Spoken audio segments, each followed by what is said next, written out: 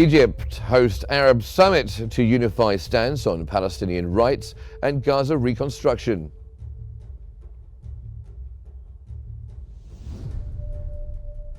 Netanyahu warns Hamas of severe consequences if Israeli detainees are not released.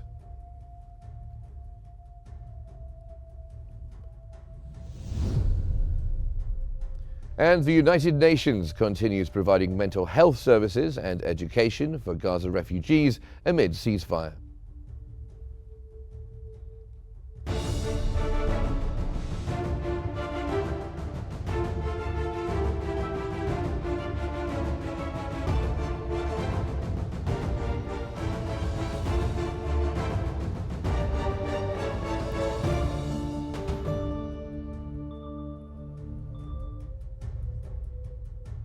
Hello, good morning. It's 10 o'clock, Cairo local time, and you're watching Q News. We begin today's bulletin with the latest developments surrounding Gaza.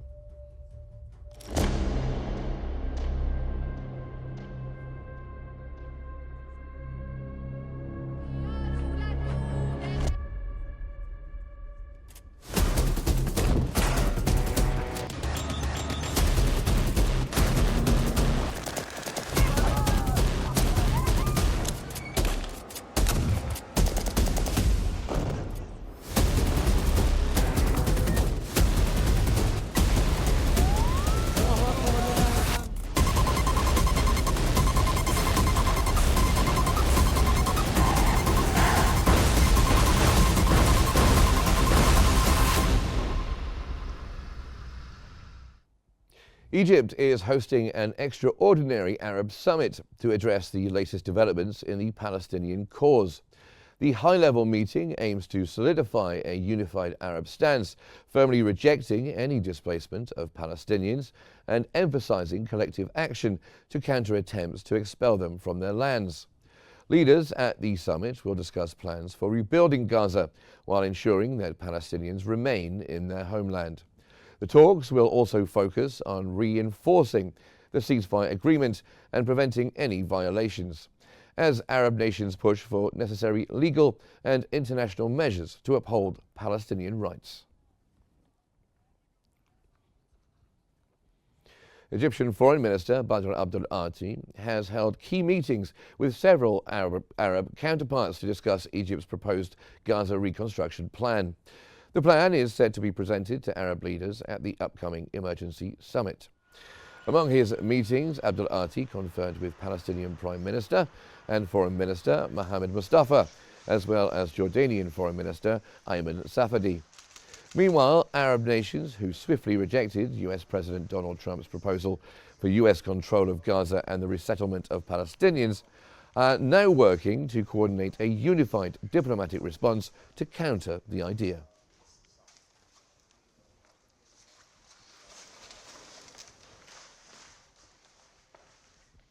The Arab Summit seeks a comprehensive approach to Gaza reconstruction, prioritizing Palestinian rights and stability.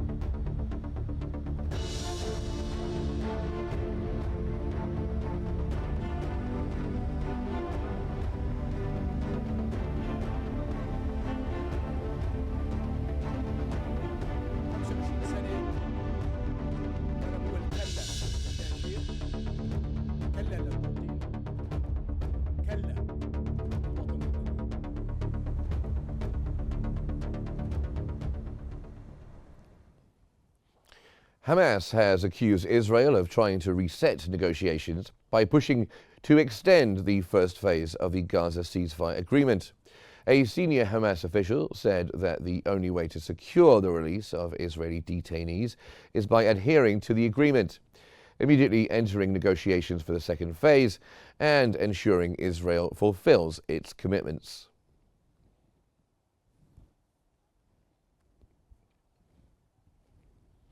Israeli Prime Minister Benjamin Netanyahu has warned Hamas that if the remaining Israeli detainees are not released, there will be consequences they cannot imagine.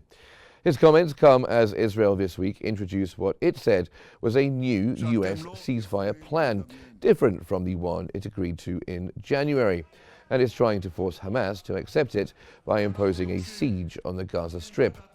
Netanyahu referred to it as the Witkoff proposal, saying it came from U.S. President Donald Trump's Middle East envoy, Steve Witkoff. But the White House has yet to confirm that, saying only that it supports whatever action Israel takes.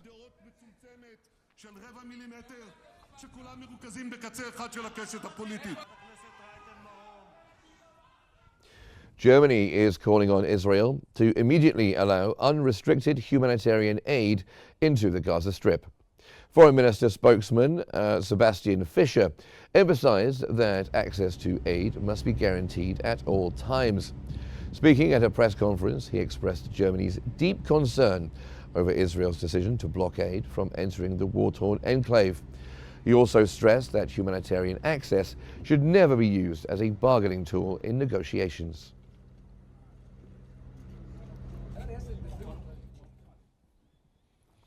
The Palestinian Red Crescent Society, the PRCS, has condemned Israel's blockade of humanitarian aid into Gaza, calling it a violation of international humanitarian law.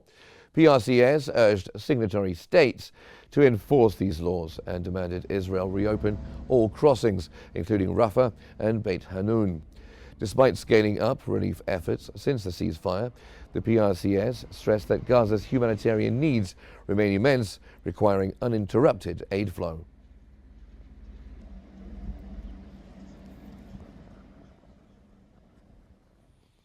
The UN Secretary-General Antonio Guterres is calling on all parties to prevent renewed hostilities in Gaza, ensure the immediate flow of humanitarian aid, and secure the release of all detainees.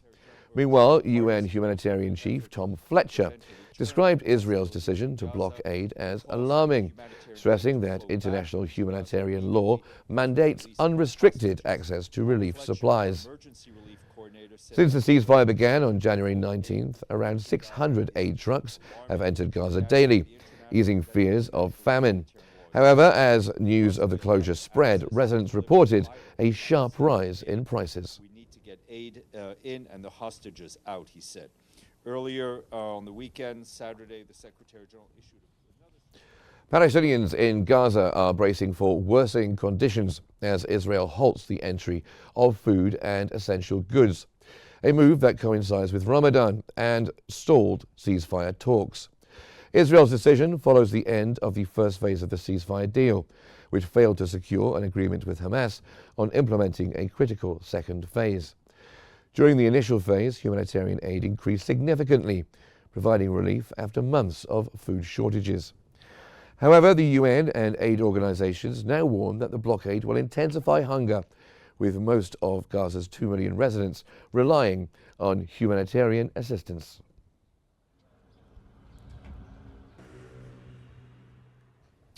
Palestinians in Gaza's Qnews have gathered to mourn and pray over the bodies of 2 men killed by Israeli fire in Rafah. At least 2 people were killed by an Israeli drone fire in Rafah, and 3 people were wounded by a helicopter that fired on Qnews, raising fear among Palestinians that the ceasefire could collapse altogether after Israel imposed a total blockade on the shattered enclave. A first phase of a ceasefire between Israel and Hamas that began in January ended over the weekend with no agreement on what will happen next.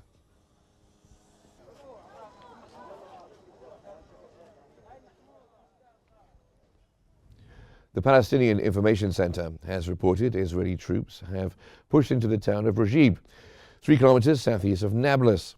According to local media, Israeli forces arrested at least one person in the town.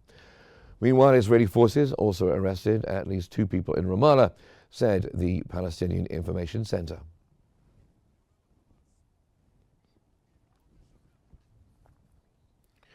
The UN Agency for Palestinian Refugees has said it continues to provide mental health services and education in Gaza. The UN agency says its health teams have responded to 15,000 patients requiring mental health and psychosocial support since the start of the ceasefire in Gaza. It also said almost 260,000 children in the Strip have enrolled in the agency's distance learning program since January.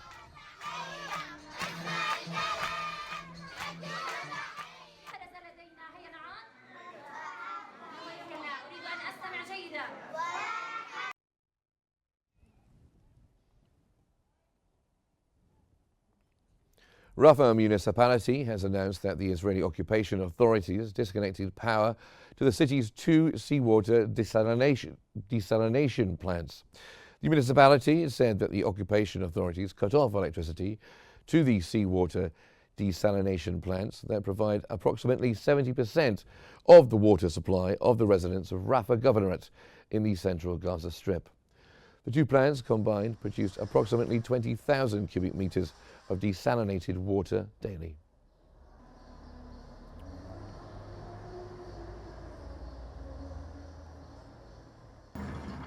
Lebanon now, and Lebanese President Joseph Aoun has landed in Riyadh, Saudi Arabia, on his first trip abroad since being elected on January the 9th. Saudi Crown Prince Mohammed bin Salman later met the president at his palace, where the 2 leaders held a meeting.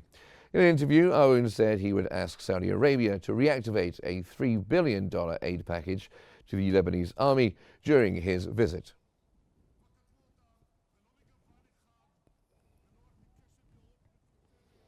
North Korea now, where Kim Yo-jong, the sister of leader Kim Jong-un, has criticized the U.S. Trump administration for stepping up provocations and said that justifies increasing their nuclear deterrent.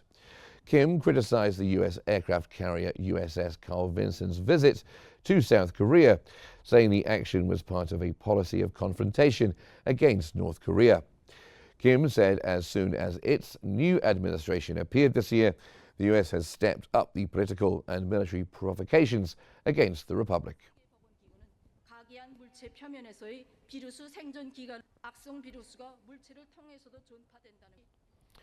And in Austria, the head of the UN nuclear watchdog, Rafael Grossi, has called for an urgent engagement with Tehran, stressing the need for immediate dialogue.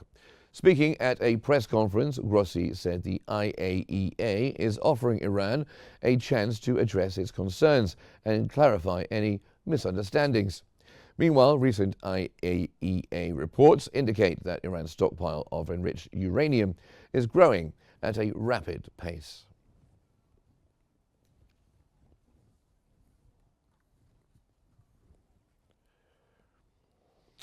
Now to the latest developments in the Russia-Ukraine conflict.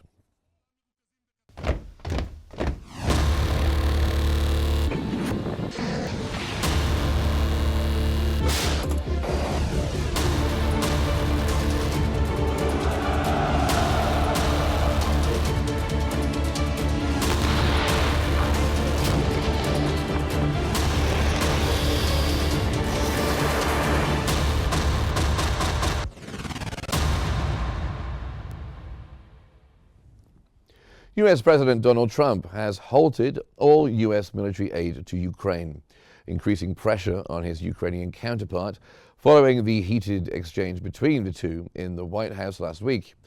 According to an anonymous senior U.S. Defense Department official, Bloomberg reported that the U.S. suspended all current military assistance to Ukraine until Trump is convinced that the country's leaders are committed to peace negotiations in good faith. And we will continue to do that. We have had some very good discussions with Russia. I spoke with President Putin, and we're going to try and bring this to a close.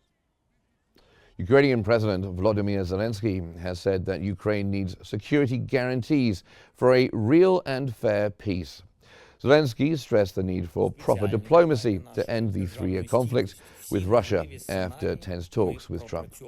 Meanwhile, Trump plans to update the Ukraine minerals deal and urged Zelensky to show more appreciation for U.S. support.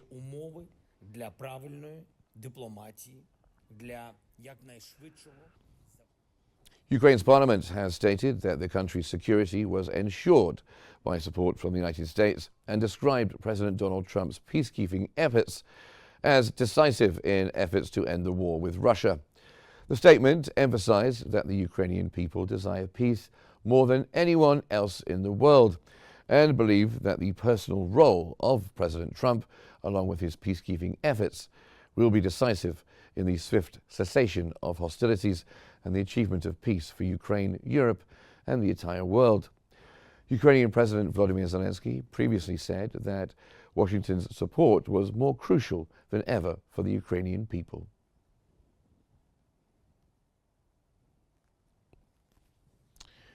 U.S. President Donald Trump has said that Ukrainian President Zelensky should be more appreciative of Washington's support. Trump said that he will provide an update on the Ukraine minerals deal. He also responded to Zelensky's recent comment suggesting that the war could last a long time, saying he'd better not be right about that, which reflects his disagreement with Zelensky's perspective on the war's duration. More than us, because as you know, that's right there, that's the border. Gave $300 billion and 350.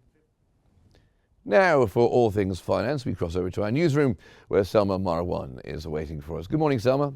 Good morning, Mark. And now we're going to move to the economic news, where we will present you the latest economic insights, financial shifts, and developments around the world.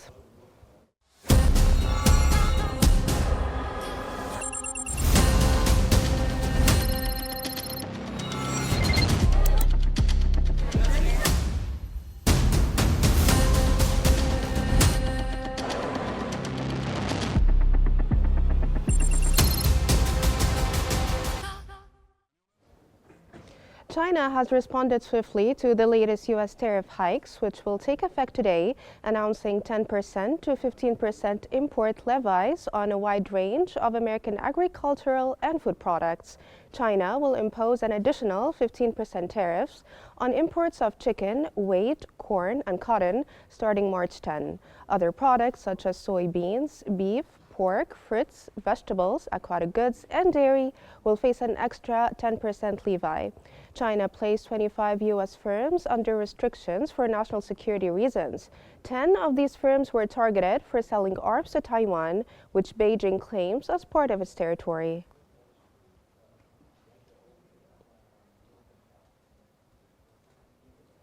Canada will impose 25% tariffs on 155 billion Canadian dollar worth of U.S. goods starting Tuesday in response to the U.S. President Donald Trump's decision to implement tariffs on Canadian imports. Prime Minister Justin Trudeau announced the move, stating that the tariffs will be rolled out in two phases. An initial 30 billion Canadian dollar worth of goods will face tariffs immediately, while the remaining 125 billion Canadian dollar will be subject to tariffs within 21 days. Trudeau emphasized that these measures are a direct response to the U.S. trade actions, which he described as unjustified. To make sure that there are no tariffs on Tuesday, but if ever there were tariffs on Tuesday, U.S. President Donald Trump told the leaders of Japan and China they could not continue to reduce the value of their currencies. Trump claimed such actions are unfair to the United States. He stated that Japan and China are killing their currency by driving it down, making it harder for U.S. manufacturers to compete. He warned that the U.S. could impose tariffs to counteract these practices.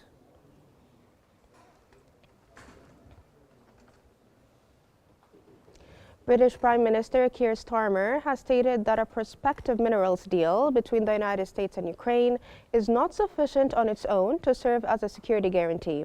Starmer also maintained that the U.S. remains vital to any deal, adding that its defense, security, and intelligence are completely intertwined. He stated that it would be a huge mistake at a time like this to suggest that any weakening of that link is the way forward for security and defense in Europe. Not falling over Putin.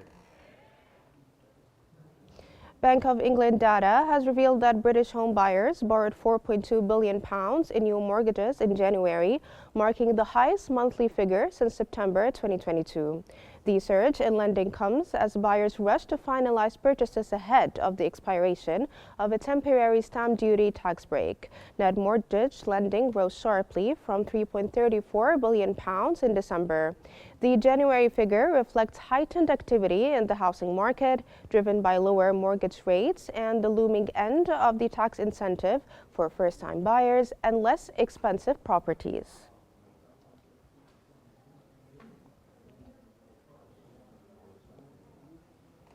OPEC Plus has decided to proceed with a planned April oil output increase in a move that follows the U.S. President Donald Trump renewing pressure on OPEC and Saudi Arabia to bring down prices. The increase is the first since 2022 from OPEC Plus, which includes the Organization of the Petroleum Exporting Countries, plus Russia and other allies. As a result, oil prices extended losses on Tuesday. Brent futures fell 0.8% to $71.05 a barrel. U.S. West Texas Intermediate crude eased 0.6% to $67.98 a barrel.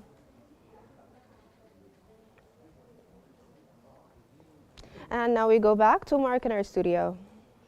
Thank you very much, Selma. Thank you very much indeed. Now, that almost brings us to the end of this bulletin, but here's a recap of this morning's main news headlines. Egypt hosts an Arab summit to unify stance on Palestinian rights and Gaza reconstruction.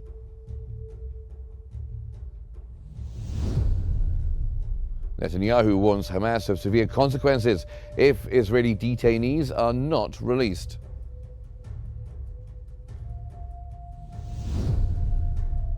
And the UN continues providing mental health services and education for Gaza refugees amid the ceasefire. And that's all for our news bulletin for this hour, but don't forget you can follow Q News on YouTube, Facebook, X, Instagram and TikTok. Our handle is at QNewsEGY. Thank you for watching and stay tuned for more updates here on Q News. Good morning.